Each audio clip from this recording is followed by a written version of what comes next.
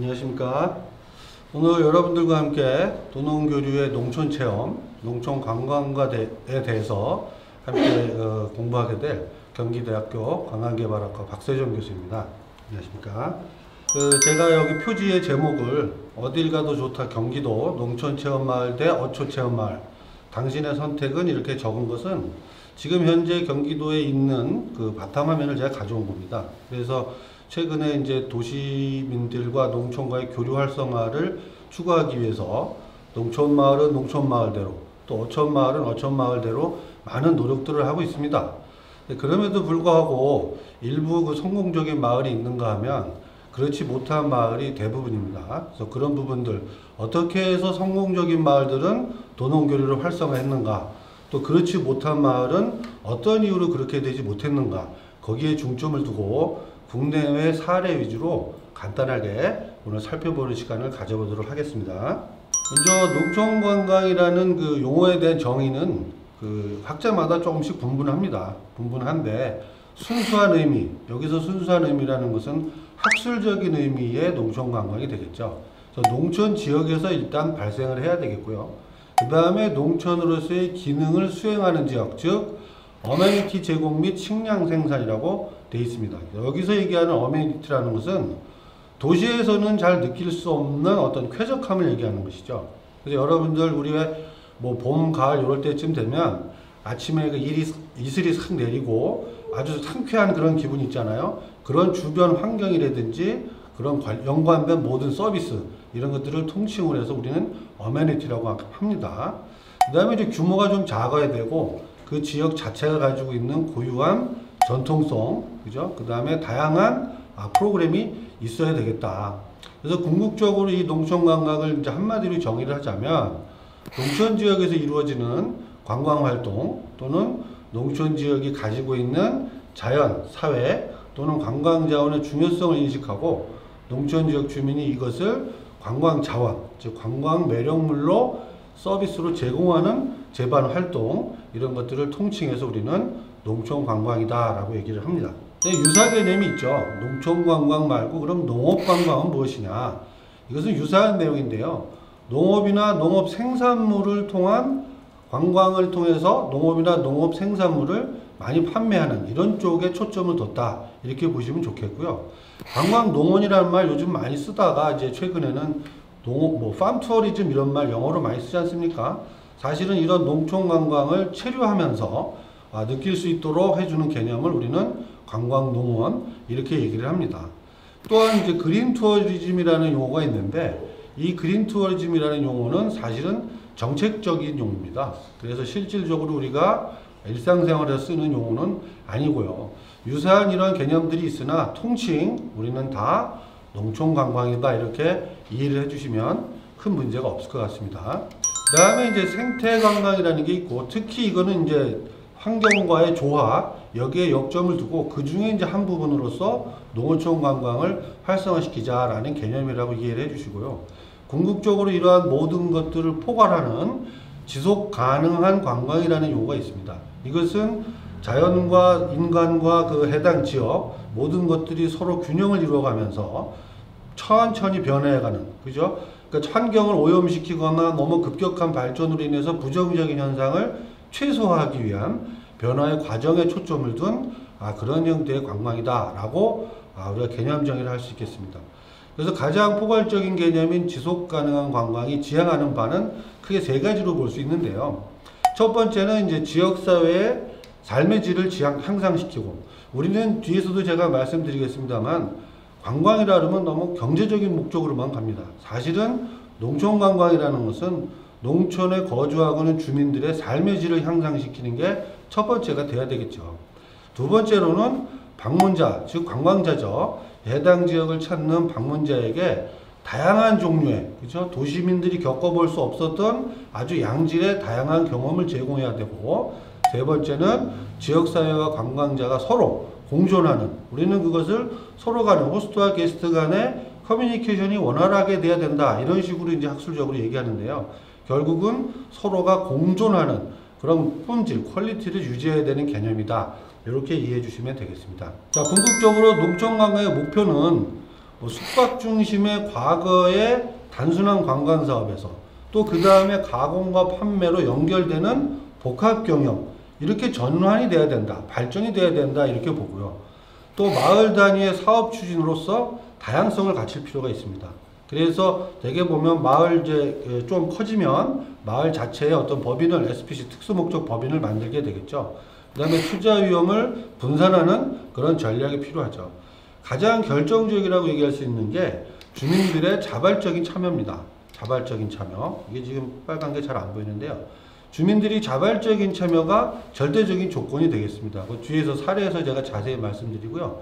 앞에서 얘기한 다양한 이런 체험을 하게 해준다는 것은 결국 해당 지역이 가지고 있는 농어촌, 그 현 지역이 가지고 있는 다양한 자원들을 관광 체험 프로그램으로 얼마만큼 다양하게 만드느냐, 이런 식으로 우리가 이해를 해주면 될 것 같습니다. 앞에서 말씀드린 농촌 관광을 통해서 우리가 느낄 수 있는 기대 효과, 농촌 관광이 해당 지역에 미치는 효과를 경제적 효과와 사회문화적 효과, 그 다음에 환경적 효과, 이렇게 크게 세 가지로 우리가 볼 수 있다고 했습니다. 여러분들이 제일 익숙하신 효과가 바로 경제적 효과일 겁니다. 경제적 효과는 뭡니까? 해당 지역에서 나오는 농산품을 효과적으로 판매하는, 그죠? 판로를 확대해서 결국은 관광객을 유치해서 지역 주민들의 소득을 올리는 이런 효과, 또 이런 그 지역들이 알려짐으로써 공공이나 기업이나 민간 단체들이 투자할 수 있는 각종 기회들이 늘어날 수 있다. 결과적으로 뭡니까? 지역 주민들에게 새로운 고용 기회를 창출할 수 있다. 궁극적으로 뭡니까? 어떤 특정 농촌이나 어촌 사회가 이렇게 관광을 통해서 활성화되게 되면 그 지역으로 인구가 유입이 되고 오히려 그 지역을 떠나는 인구 감소를 방지하는 그런 효과까지도 장기적으로 볼 수 있다. 그 다음에 두 번째로 사회문화적 효과는 경제적 효과에 비해서 가시적으로 빨리 나타나진 않습니다만 상대적으로 천천히 나타나지만 굉장히 중요한 영향을 미치는 효과입니다. 첫 번째로는 지역 이미지가 개선되면서 해당 지역의知名도가 올라가게 되겠죠. 그러면 그럴수록 외부에서 그 지역을 방문하고자 하는 관광객은 더 늘어날 것입니다. 그러한 현상을 바라보는 지역 주민들은 자기들이 가지고 있는 지역 자원과 문화에 대해서 애착심이라든지 자부심이 크게 올라가게 되겠죠. 결국은 이게 앞에서 얘기한 해당 지역에서 인구 유출을 방지하는 그런 현상이 되겠습니다. 결과적으로 이제 공동체 의식이 향상되고 문화교류가 도시민들과 활성화되면서 그 지역의 홍보가 활성화되는 이런 결과가 도출되게 됩니다. 궁극적으로는 해당 지역에 거주하고 있는 농촌관광 관련해 종사하는 사람들이 외부와의 인적 네트워크 교류가 확대되고, 그죠? 따라서 해당 지역에서 일을 할 수 있는, 해당 지역의 리더가 될 수 있는 인재를 확보할 수 있다. 앞에 경제적 효과에서 인구 유입이 될 수 있다고 말씀드린 것처럼 오히려 도시민들이 해당 농촌이나 어촌으로 귀향을 하는 이런 도시민의 정주를 유도할 수도 있다. 세 번째로 환경적 효과는 난개발을 지향하죠. 그래서 앞에서 말씀드린 농촌이 가지고 있는 나름의 어메니티, 그 쾌적함을 유지하기 위해서 보면 농촌다운 경관을 보조해야 되겠죠. 그 다음에 생활 환경이 정비가 되고, 그래서 이러한 것들이 궁극적으로 뭡니까? 도시민들에게 친환경적인 환경 교육의 장이 되고, 결과적으로 해당 지역 주민들에게는 유기농이라든지 환경 친화 농업으로 농지를 잘 보존할 수 있는 이런 긍정적 효과까지도 누릴 수 있겠습니다. 자, 농촌 관광에서 현재 이루어지고 있는 주요 활동과 시설을 보시면, 여기서는 그 왼쪽에 있는 제가 진한 색으로 쓴 글씨들 중점으로 보시면 되겠습니다. 상품은 민박, 이벤트, 농특산품, 체험상품, 운영은 경영, 마케팅, 지역 이미지, 인식 제고, 제도는 정책과 세제, 금융 등이 있겠습니다.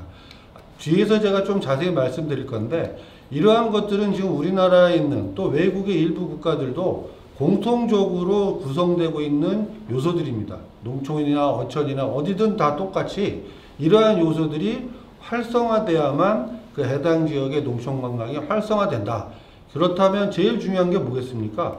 상품을 잘 개발하고, 그죠? 이것을 효과적인 마케팅을 통해서 운영을 효과적으로 하고, 그것을 뒷받침해주는 제도가 있어야 되고, 이런 것들의 절대 부분이 지역 주민들 스스로 하고 해당 지역의 자치단체라든지 지방정부가 적극적으로 도와줘야만 가시적인 성과를 이룰 수 있겠습니다. 자, 국내외 도농교류 사례를 제가 지금부터 좀 소개해 드릴 건데요. 우리나라 같은 경우에는 2002년부터 주일근무제가 시행되면서 농해소득 증대, 그 다음에 농촌 지역의 활력을 좀 더 활성화하기 위해서 녹색 농촌 체험마을이라는 것을 사업을 시작하게 됩니다. 2011년 기준으로 1200개가 먹고요. 현실적으로 보면 마을 리더가 없거나 주민들 간의 또 이해관계의 어떤 다툼, 이렇게 해서 결국 정부 지원 대상에서 퇴출되는 마을이 급증하고 있는 추세입니다. 그래서 2007년에 도시와 농어촌 간의 교류 촉진에 관한 법률까지 제정하면서 이 농촌을 활성화하기 위한 정책들이 많이 시행됐지만 2010년에 13개, 11년에 28개 마을 주민 스스로가 이런 농촌 체험마을 운영을 포기하는 사례가 나타나고 있습니다. 이 이후에도 이런 큰 트렌드는 어느 정도 차이가 있지만 우리가 반대로 얘기하면 성공한 마을이 극소수에 그치고 있다. 그 이유를 우리가 알 필요가 있겠죠. 제일 큰 이유는 고령화입니다. 그래서 농어촌에 실제로 거주하고 있으면서 이 사업을 수행해야 되는 필수 인력들이 고령화, 그 다음에 초고령화되면서 이 체험마을을 운영해야 되는 주체가 모자라고 부족하고 또 능력이 부족한 이런 현상들이 발생하기 때문에 정부의 정책 지원이나 재정 지원만 가지고는 지속 가능하게 유지하기 어려운 상황이 됐던 것이죠. 가장 대표적으로 제가 많이 말씀드리는 마을 중에 하나가 부여에 있는 기와마을이라는 곳입니다. 소득 4천만 원씩 1인 가구당 소득이 농촌에서 4천만 원 정도 되고 대부분의 고령층의 거주민들이 살면 뭐 분홍은 아니지만 크게 생활에 어려움이 없는 마을이죠. 이 마을이 성공하게 된 핵심이 바로 기브앤테이크라는 개념을 이장이 이제 시행을 한 것이죠. 이 촌장의 얘기를 이제 중점적으로 들어보면 농촌 사람들은 도시민에게 받을 생각만 가지고 있고 또 거기에 비해서 도시 사람들은 농촌 사람들에게 생색만 내려고 한다. 즉 소비자와 공급자 간 자기의 이익만 추구를 하고 두 집단 간의 이상적인 교류가 제대로 이루어지지 않는다. 이렇게 보는 것이죠. 그래서 일부 요즘엔 그런 일이 드물겠습니다만 도시에서 농촌으로 관광 온 사람들이 뭐 손님은 왕이다. 이런 개념을 가지고 농촌에 계신 분들에게 마치 자기에게 지나칠 정도로 어떤 서비스를 해주기를 기대한다든지 또 농촌 주민들은 본인들의 자존심을 상해가면서까지 지나치게 도시민들의 비위를 맞출 필요가 없다든지 이러한 서로 간의 이해가 제대로 맞지 않으면서 성공적인 사례가 드물게 된 것이죠. 그래서 우리가 좀 이상적인 도농교류, 현실적으로 이상적이라는 얘기죠. 그러기 위해서는 마을 주민이라는 하나의 집단, 그 다음에 방문하는 관광자, 체험자라는 하나의 집단, 그 다음에 체험 프로그램을 운영하는 운영 주체, 이 3자가 서로 균형을 이루어줘야 된다. 그래서 자기의 어떤 이익이라든지 자기의 관점에서만 보지 말고 궁극적으로 우리 마을을 방문하는 외부 사람들을 친절하게 대해주고 또 그 마을을 방문하는 도시민들은 그 마을의 역사와 전통, 문화 이런 것들을 체험을 하면서 서로 간에 커뮤니케이션을 활성화한다. 이런 방향으로 나가야 된다는 거죠.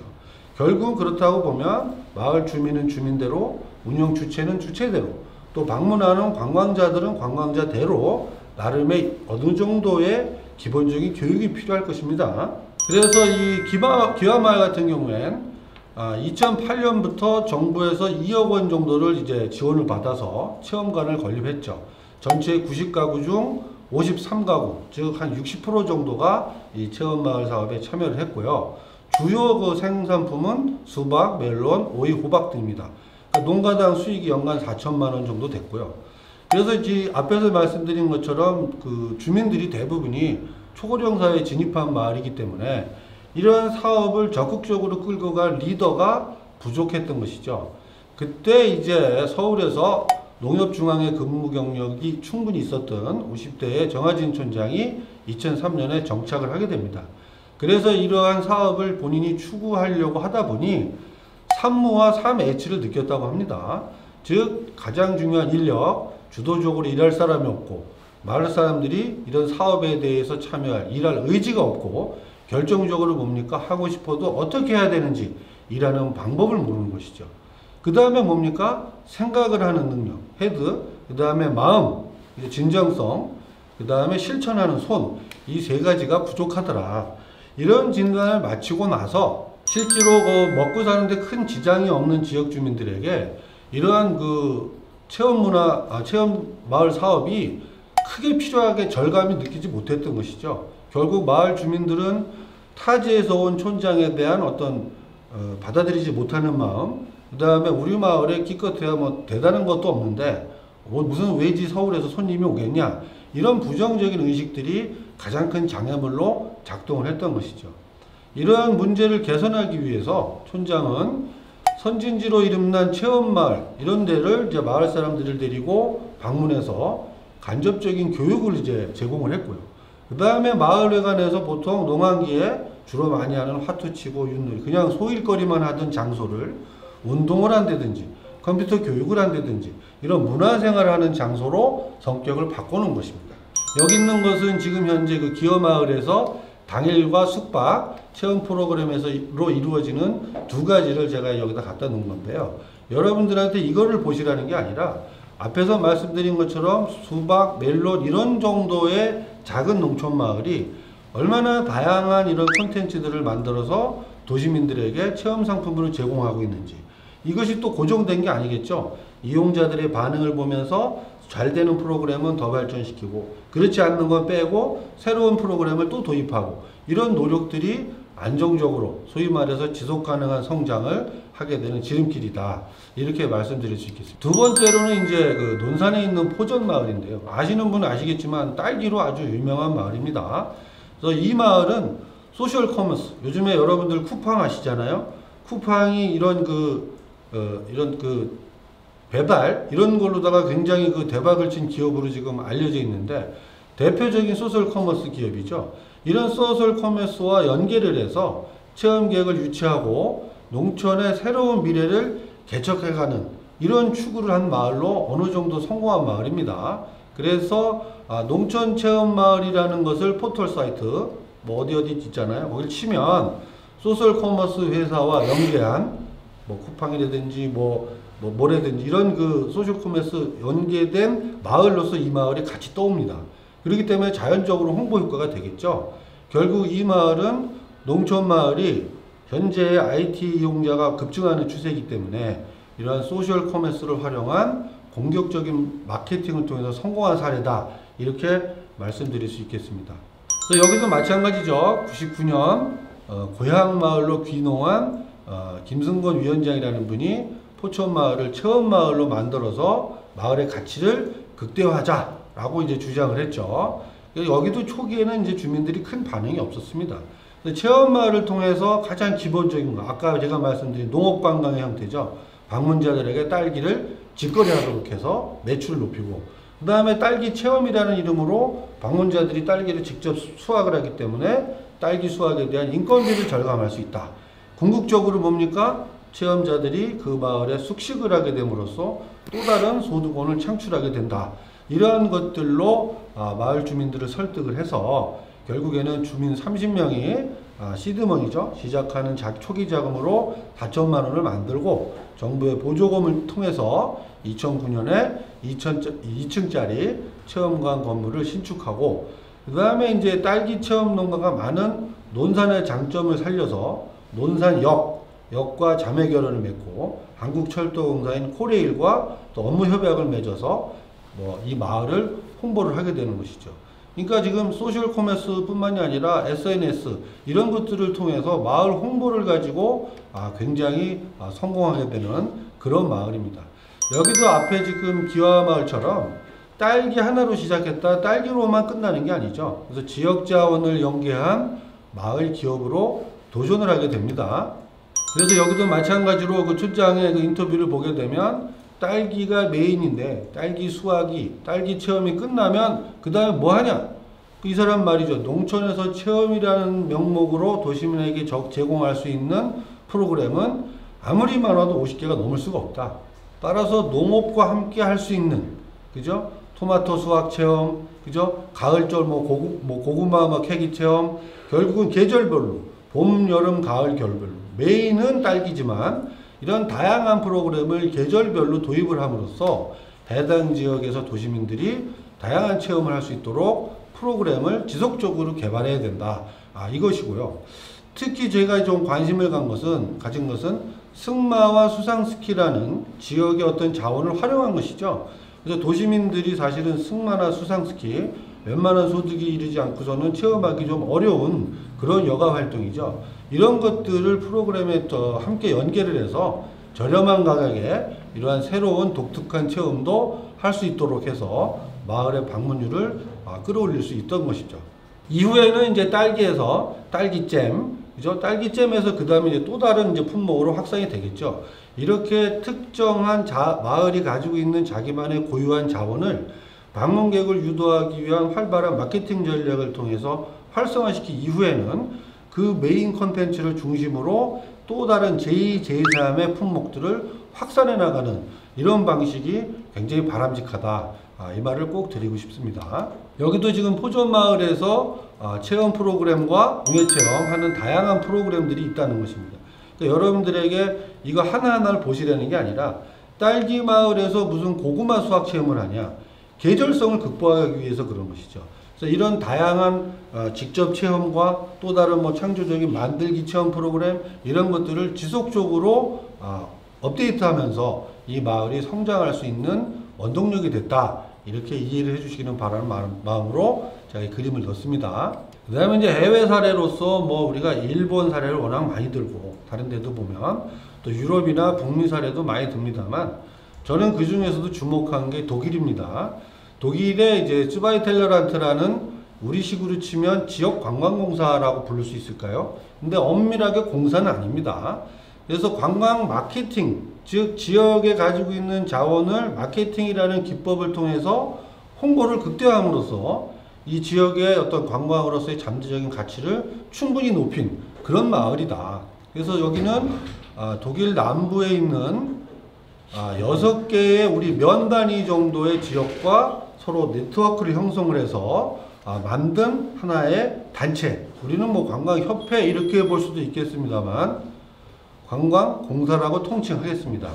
그래서 이 6개 지역에 거주하고 있는 인구는 1800명에서 최대는 2만 명 정도까지 많이 이렇게 거주하고 있는 걸로 나타나고 있고요. 이런 6개 마을이 서로 업무 협약을 통해서 지역 간 네트워크로 수익을 올리고 그 수익을 다시 지역 관광 사업에 재투자함으로써 상생하는 그런 성공 사례다 이렇게 말할 수 있겠습니다.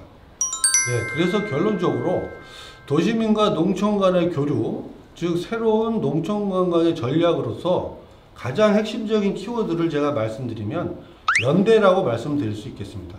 그러니까 연대하는 농촌이 결국 살아남고 새로운 콘텐츠를 끊임없이 개발하는 농촌만이 살아남는다. 이렇게 제가 말씀드릴 수 있고요. 또 거울 삼아야 될 실패 사례도 많이 있겠죠. 여기에서는 제가 이 실패 사례는 자세히 말씀드릴 필요는 없겠습니다만 결국은 성공을 한 마을에서 이루었던 인력이라든지 교육이라든지 프로그램 개발이라든지 마을 사람들의 적극적인 참여라든지 이런 것들이 부족했기 때문에 실패한 것이다. 물론 또 제대로 된 홍보 활동도 이루어지지 못했기 때문이죠. 자, 그래서 실패한 마을의 공통점이 결국 수익률도 낮고 아이디어도 없고 추진력도 없고 민간의 협력도 제대로 이루어지지 않고 있다. 그래서 우리나라에서 지금 현재 진행되고 있는 농촌체험 마을이 지속가능하게 발전하기 위해서는 가장 핵심적인 정부 지원이라는 당근을 해당 농촌이나 어촌이 어떻게 활용해야 되느냐, 이것을 재정 지원만 가지고 안 된다고 제가 계속 반복적으로 말씀드립니다. 즉 이 마을에서 사업의 구심점이 되는 어떤 특정 단체의 역할이 굉장히 중요하고요. 이 마을을 대표하는 브랜드를 형성하는 게 굉장히 중요하다. 앞에 첫 장에서 제가 말씀드린 것처럼 도농교류의 핵심은 기브앤테이크다. 주고받는 것이다. 농민은 해당 지역을 방문하는 도시민들에게 농촌을 찾아온 보람, 또 즐거움, 쾌적함, 안락함 이런 것들을 주는 것이고, 도시민들은 해당 농촌에서 본인이 머물고 체험하고 하면서 해당 지역 농촌 주민들의 라이프 스타일을 체험하면서 긍정적인 교류를 하는 게 바로 도농교류가 나갈 길이다. 방금 말씀드린 기아마을과 포전마을은 이런 점에서 기브앤테이크의 개념을 잘 활용하고 있는 것이다. 농촌 관광은 결국 집 떠난 자식들 있죠. 여러분들도 이제 서울이나 이런 데 취업해서 출가한 자식들이 있지 않습니까? 얘네들이 결국은 도시 생활이 힘들어서 부모님을 찾아서 귀향하는 거다. 그래서 집 떠난 자식들이 결국은 도시민이 되는 것이고요. 부모님이 결국은 농촌의 역할을 하는 겁니다. 그래서 이 찾아오는 도시민들이 결국은 부모님 품을 찾아오는 자식들이 바로 우리 마을을 방문하는 도시민이다. 이렇게 생각을 해야 됩니다. 그럼 여러분들이 자식들이 오랜만에 찾아올 때 무엇을 기대하고 찾아오겠습니까? 부모님의 따뜻한 정, 그죠? 엄마의 맛있는 밥, 이러한 것들을 그대로 도시민들에게, 내 자식들에게 가장 좋고 가장 소중한 것을 전해주겠다. 이런 마음이 있어야만 성공적인 도농교류가 이루어질 수 있다. 결론적으로 도시민이나 즉 방문자나 농촌 주민이나 자기 스스로 마음속에 있는 진실을 주고받는 것만큼 좋은 서비스는 없다. 결론적으로 말씀드리면서 성공적인 농촌이 되시기를 바라겠습니다. 이상 마치겠습니다.